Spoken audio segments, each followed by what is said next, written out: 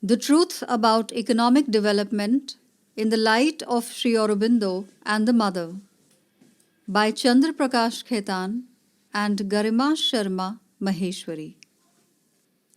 Chapter 1: The Need of the Hour, a reorientation of the collective psychological energies of the human race. This erring race of human beings dreams always of perfecting their environment by the machinery of government and society. But it is only by the perfection of the soul within that the outer environment can be perfected. What thou art within, that outside thee thou shalt enjoy. No machinery can. Section A: The Problem, an evolutionary crisis before mankind. At present, mankind is undergoing an evolutionary crisis in which is concealed a choice of its destiny. For a stage has been reached in which the human mind has achieved in certain directions an enormous development, while in others it stands arrested and bewildered and can no longer find its way. A structure of the external life has been raised up by man's ever-active mind and life will, a structure of an unimaginable hugeness and complexity, for the service of his mental, vital, physical claims and urges, a complex political, social, administrative, economic, cultural machinery, an organized collective means for his intellectual, sensational, aesthetic, and material satisfaction.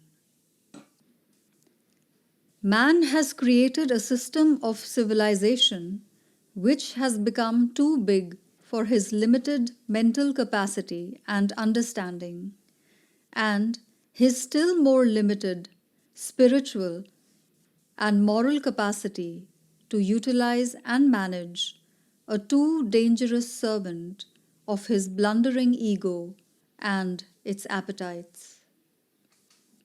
For no greater seeing mind, no intuitive soul of knowledge has yet come to his surface of consciousness, which could make this basic fullness of life a condition for the free growth of something that exceeded it. This new fullness of the means of life might be, by its power, for a release from the incessant, unsatisfied stress of his economic and physical needs, an opportunity for the full pursuit of other and greater aims surpassing the material existence, for the discovery of a higher truth and good and beauty, for the discovery of a greater and diviner spirit, which would intervene and use life for a higher perfection of the being.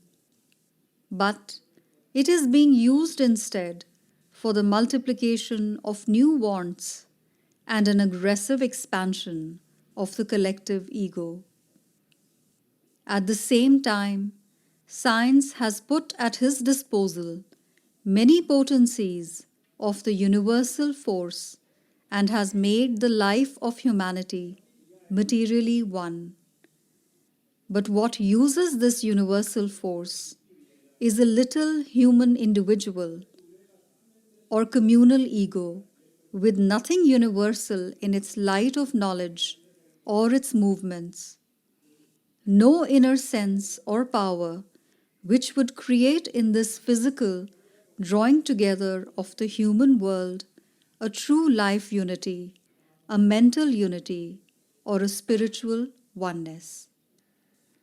All that there is a chaos of clashing mental ideas, urges of individual and collective physical want and need, vital claims and desires, impulses of an ignorant life push, hungers and calls for life satisfaction of individuals, classes, nations, a rich fungus of political and social and economic nostrums and notions, a hustling medley of slogans and panaceas for which men are ready to oppress and be oppressed, to kill and be killed, to impose them somehow or other by the immense and too formidable means placed at his disposal, in the belief that this is his way out to something ideal.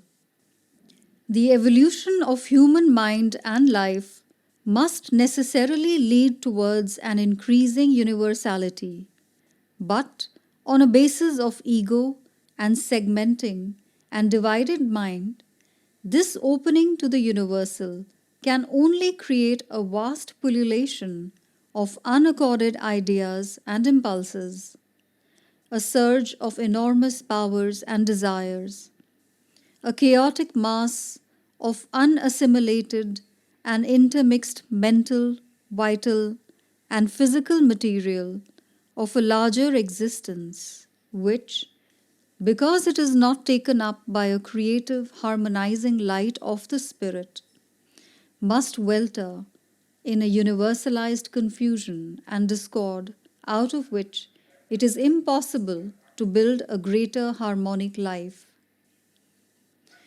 Man has harmonized life in the past by organized ideation and limitation. He has created societies based on fixed ideas or fixed customs, a fixed cultural system, or an organic life system, each with its own order. The throwing of all these into the melting pot of a more and more intermingling life and a pouring in of ever new ideas and motives and facts and possibilities call for a greater consciousness to meet and master the increasing potentialities of existence and harmonize them. Reason and science can only help by standardizing, by fixing everything into an artificially arranged and mechanized unity of material life. A greater whole being, whole knowledge, whole power is needed to weld all into a greater unity of whole life. A life of unity, mutuality, and harmony, born of a deeper and wider truth of our being, is the only truth of life that can successfully replace the imperfect mental constructions of the past, which were a combination of association and regulated conflict, an accommodation of egos and interests grouped or dovetailed into each other to form a society, a consolidation by common general life motives, a unification by need and the pressure of struggle with outside forces. It is such a change and such a reshaping of life for which humanity is blindly beginning to seek, now more and more with a sense that its very existence depends upon finding the way. The evolution of mind working upon life has developed an organization of the activity of mind and use of matter which can no longer be supported by human capacity without an inner change.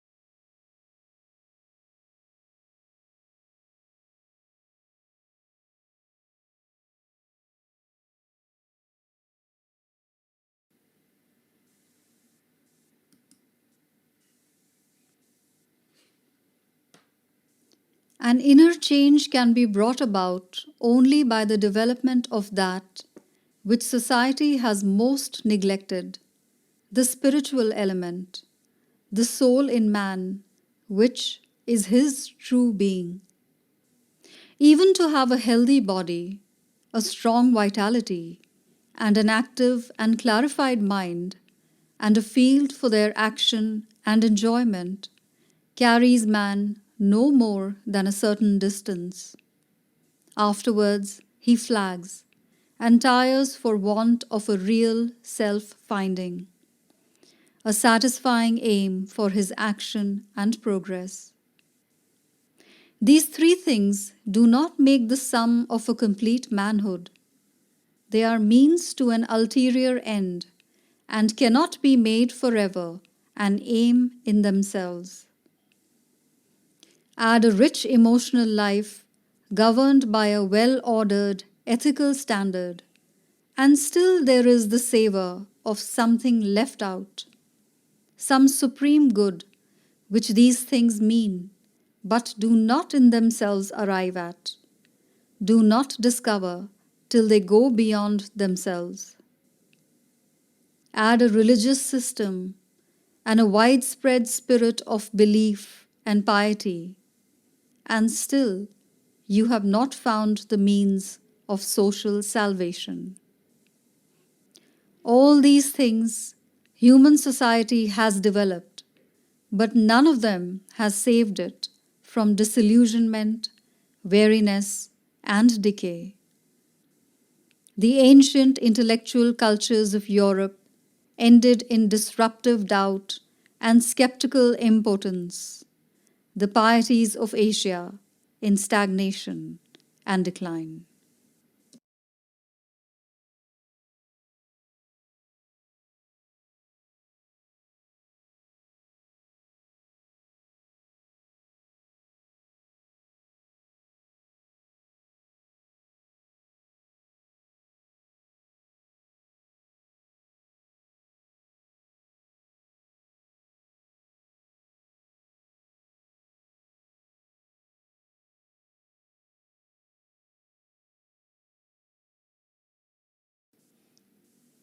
Section B. The present socio-economic system and the utilitarian spirit.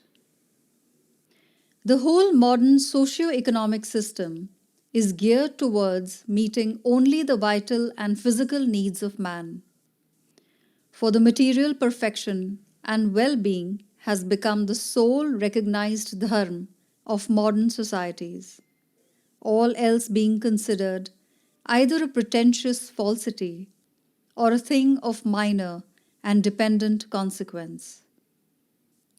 The overriding concern that the modern societies show for the fulfillment of the vital and the physical desires of man, and the prominent part that money plays in the fulfillment of such desires, has brought the economic science to the forefront. The economic science and its calculations confine themselves to only those parts of individual and social activities which are squared or squarable against the measuring rod of money. Thus, economics addresses itself to only a fraction of what would be considered relevant to a person's welfare, even by a materialist. Still, important policy decisions having profound implications for all aspects of life are continuously being taken, almost wholly, on the basis of narrow economic calculations alone.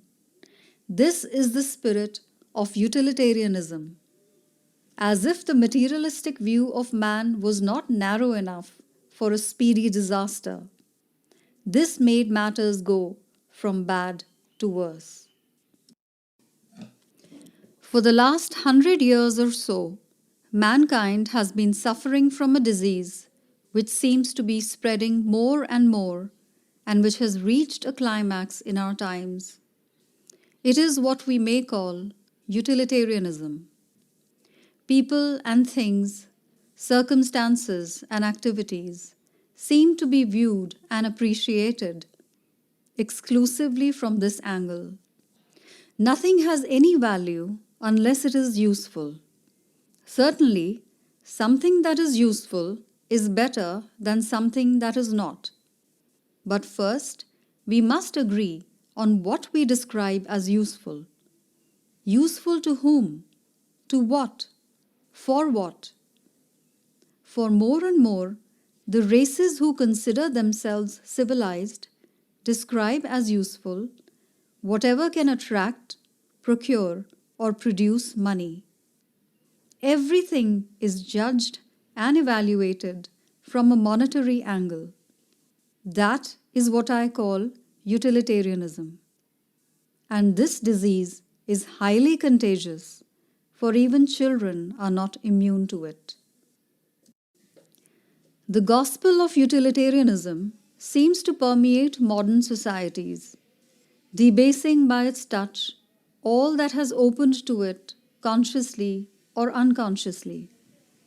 Virtually, nothing seems to have escaped completely its distorting influence.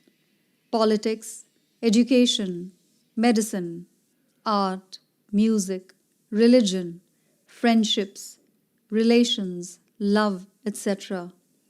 all seem to have come under its sway.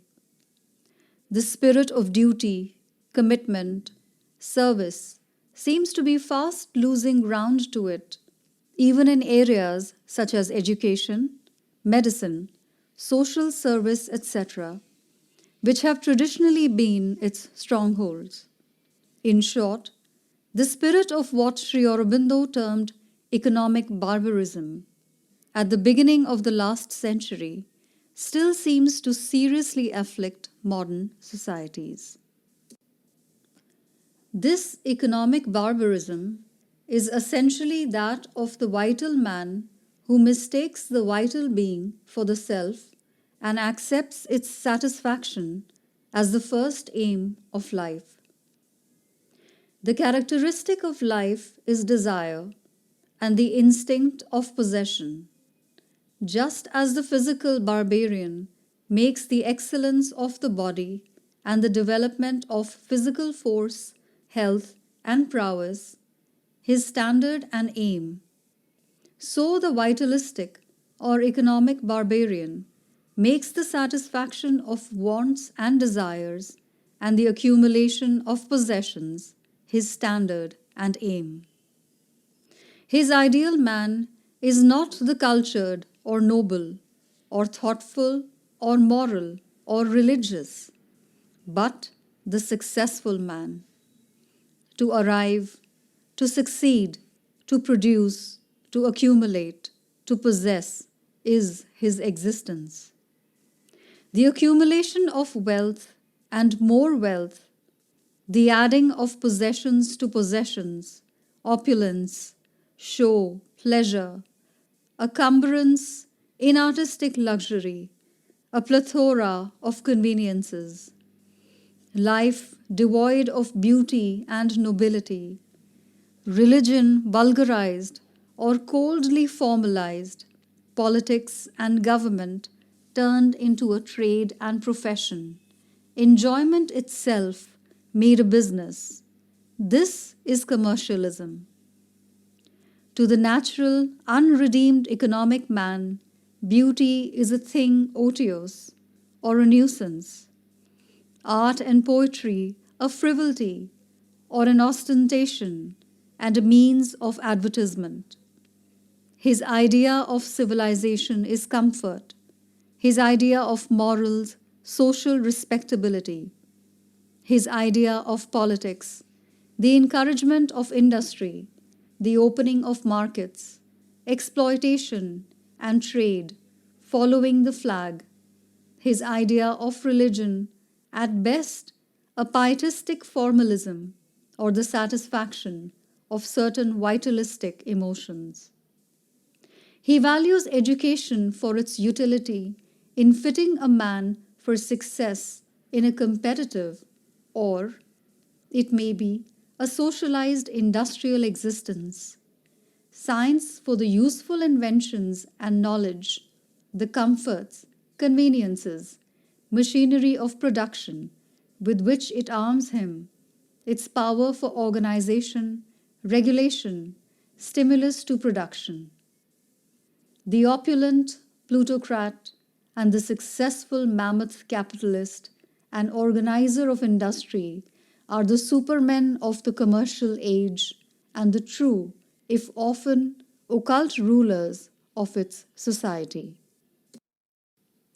The essential barbarism of all this is its pursuit of vital success, satisfaction, productiveness, accumulation, possession, enjoyment, comfort, convenience for their own sake.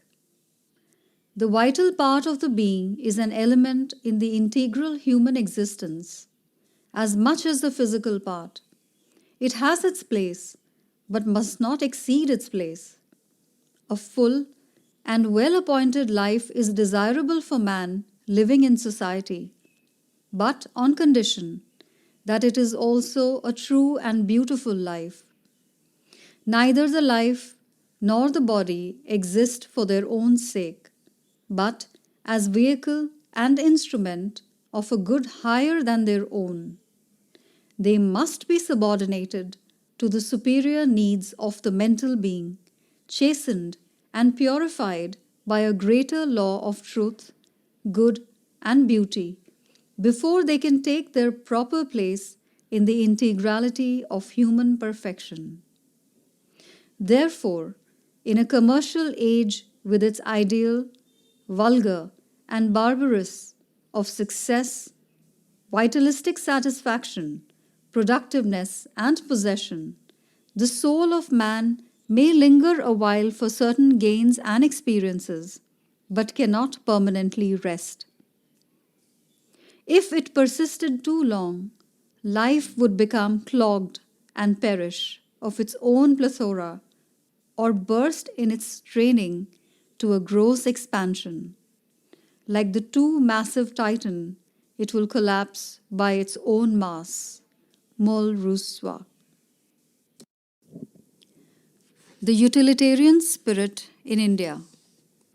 An almost exclusive preoccupation of public policy with bread and butter issues, coupled with the repeated doses of ill-conceived governmental interventions and adventures in the economic system, has been instrumental in inculcating the spirit of a very short-sighted utilitarianism in the functioning of individuals and groups. The present situation is such that wherever one looks, one finds individuals and groups infested with the utilitarian spirit and busy exploring and innovating new ways and means of somehow, anyhow, making some extra money.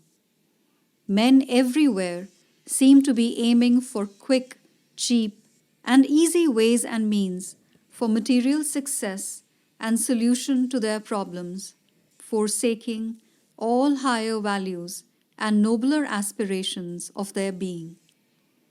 Education, medicine, business, administration, law, and justice, everywhere it is the same story.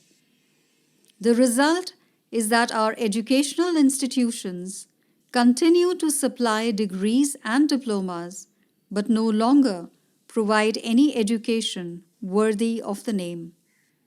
Our doctors and hospitals are more likely to deprive a person of his money and body's natural health than his disease.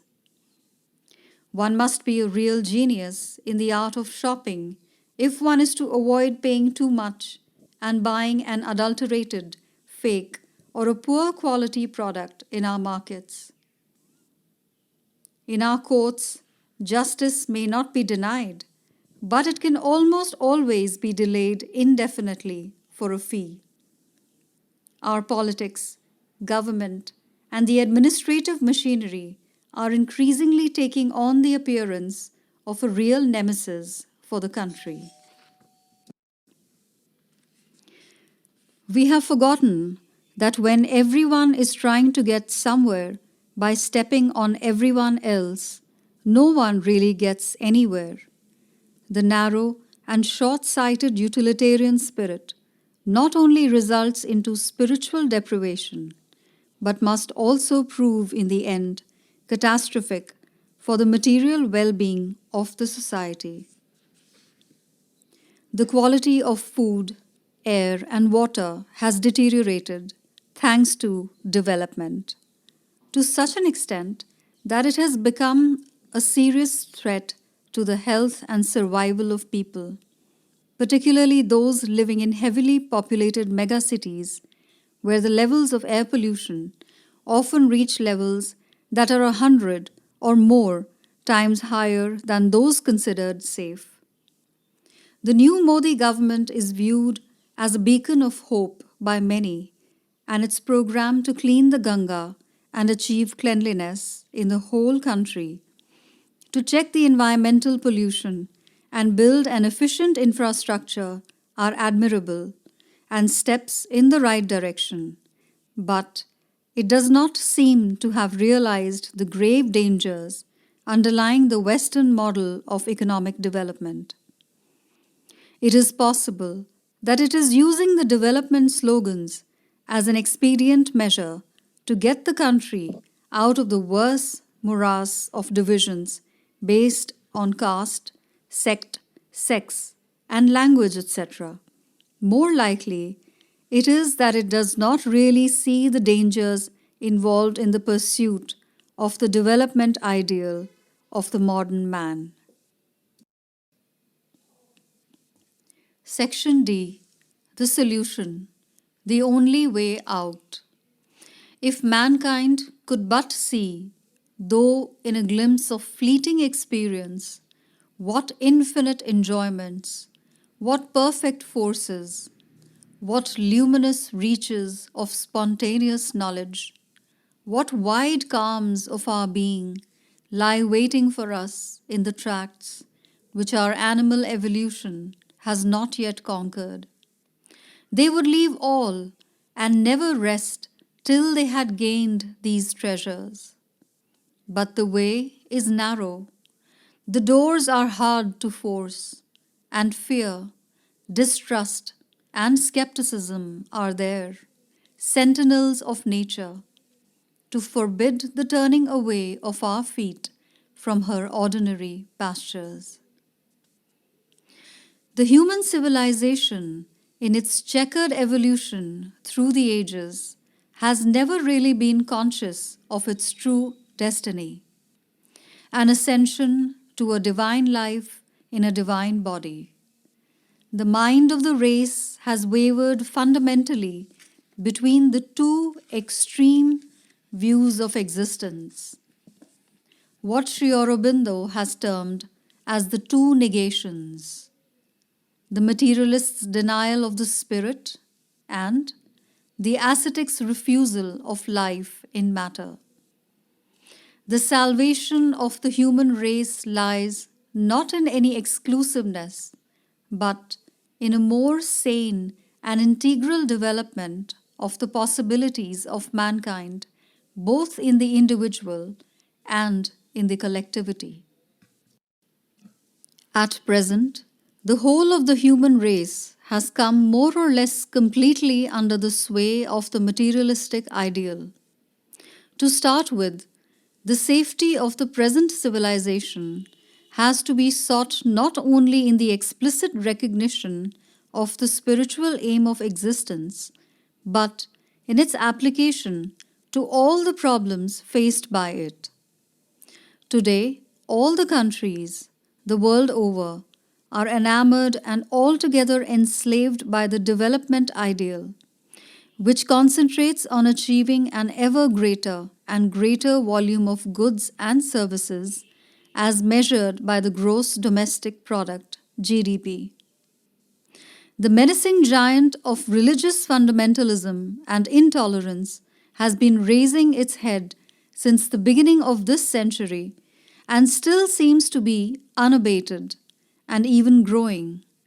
However, even this giant, even in areas and cultures most under its sway, has to play second fiddle to the mightier and seemingly invincible titan named development, which is put forward by the wise thinkers the world over as the one thing that really matters and as the very condition of survival.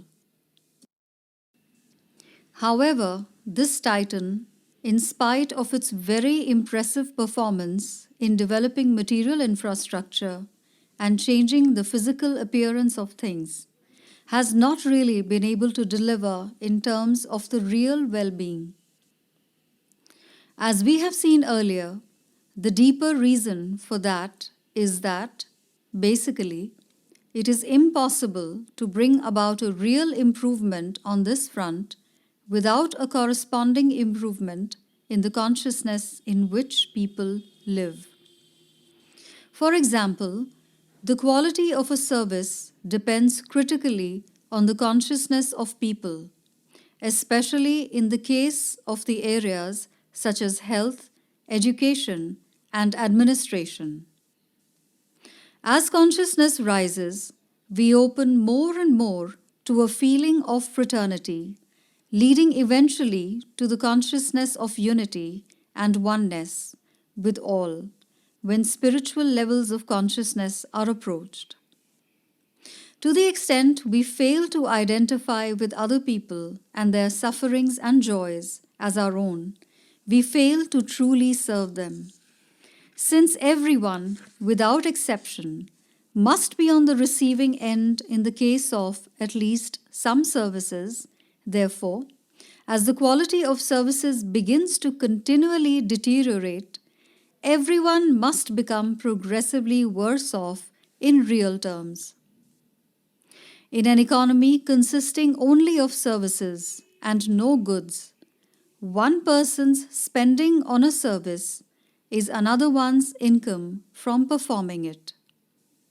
Even if we were to multiply the nominal amounts involved in the above process by a factor of 100 and thus nominally increase everyone's income 100-fold, as to a large extent we have been unconsciously doing during the process of economic development, nothing would have really changed unless, during this process, the quality of service also changes.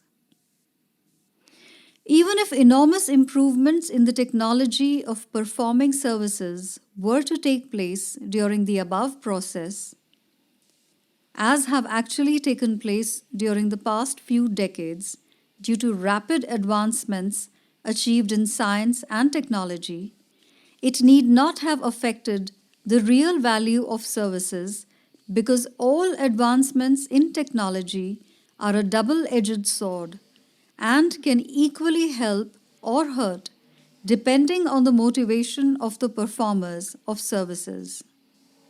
For example, the quality of educational and health services seems to have remained unaffected by the tremendous technological improvements that have been registered in these fields during past few decades.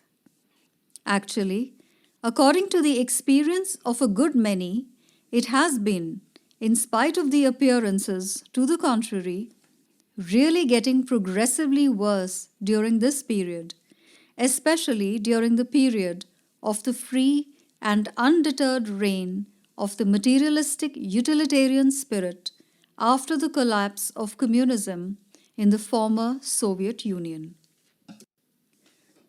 If we look at the development statistics, the aggregate volume of services in nominal terms has been growing faster than that of the goods.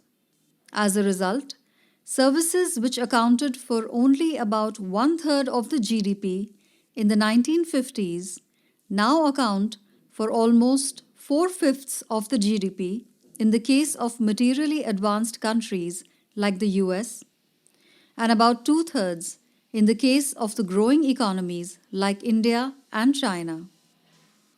If the quality of services declines, as it seems to have been for some time now, then the real GDP must also decline unless compensated by more than proportionate, almost double or triple compared to the fall in the real value of the services, increase in the real value of the volume of goods produced. We have seen earlier how the utilitarian spirit has been progressively eating at the core of quality in both goods and services. Now, certainly, technology has brought about a very significant increase in the volume of goods produced, but the quality in the case of a good number of things, even of such essentials as food, water, and air, has been deteriorating all along with disastrous consequences for human health and well-being. Because of a cutthroat competition in a market economy, the producers tend to concentrate on the improvements in the appearance of products, while, to cut costs, taking out all that can be taken out without the risk of the consumers easily finding out from the products in terms of quality and durability. The movement is increasingly tending towards a scenario where more and more producers are busy developing and practicing without compunction ever noveler ways and means for bewitching and cheating the customers.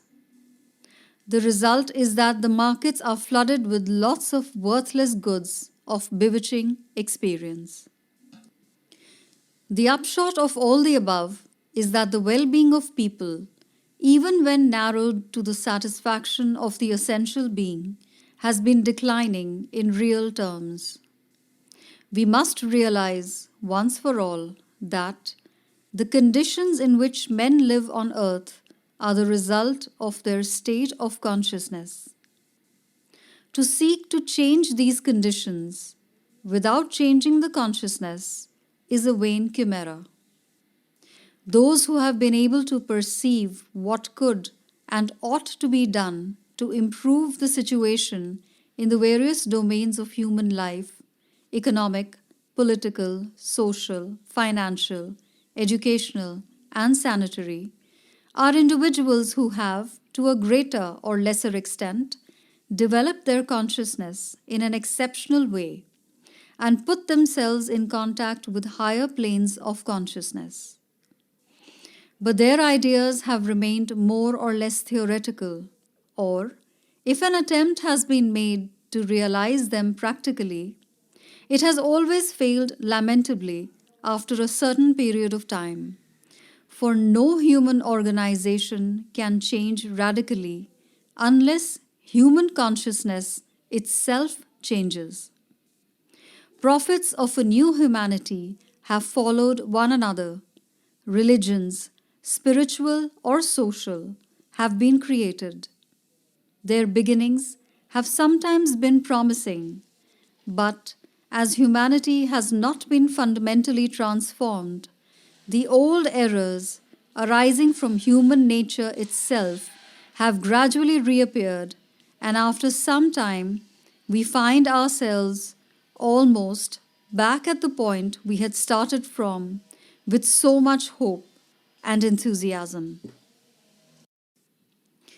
Essentially, there are hardly any world problems that cannot be traced to human agency and which could not be overcome to a great extent by appropriate changes in human behavior brought about from within.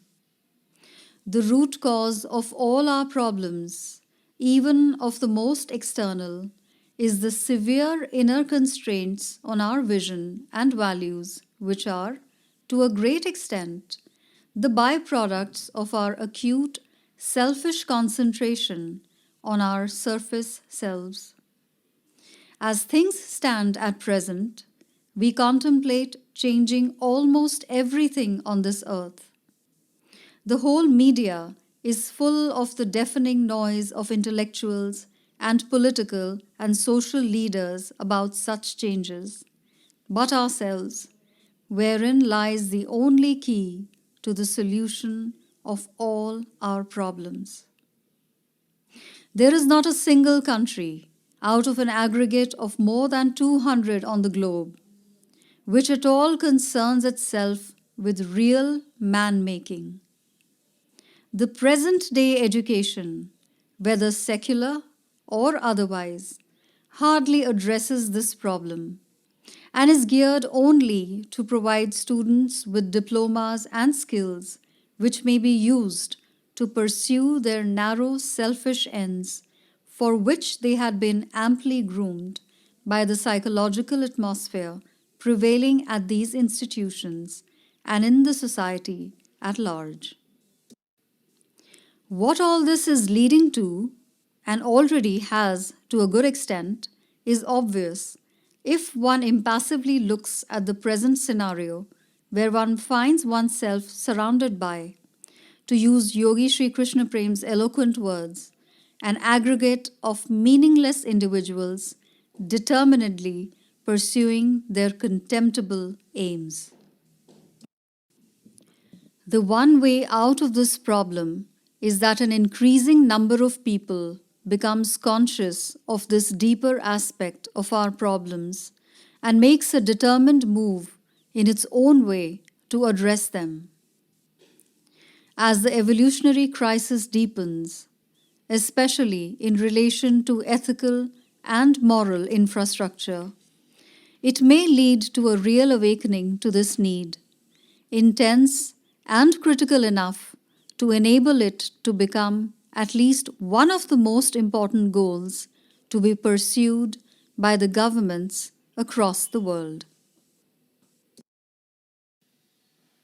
Governments, societies, kings, police, judges, institutions, churches, laws, customs, armies are temporary necessities imposed on us for a few groups of centuries because God has concealed His face from us. When it appears to us again in its truth and beauty, then in that light they will vanish.